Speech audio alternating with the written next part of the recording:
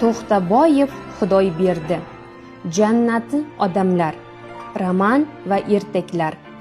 Xalqimizning sevimli yozuvchisi. Ayniqsa, aziz farzandlarimizning jonu jahoniga aylanib ulgurgan asarlar muallifi. Barchamizning qadrli insonimiz Xudoyberdi To'xtaboyev xotirasi qalbimizda mangudir. Global Books nashriyoti jamoasi adib tavalludining 90 yilligiga bag'ishlab uning asarlarini qayta chop etayotganidan mamnun ekanligini ta'kidlamoqchimiz. Yosh avlod dunyoga kelarkan, yillar o'tib kamolga yetarkan, Xudoyberdi boboning ming-minglab ixlosmandlari safi kengayib boraveradi. Dunyoni Xudoyberdi bobosi qalamga olgan mavzular orqali taniyveradi. Ularning qahramonlariga do'stu oshno bo'lib qolaveradi.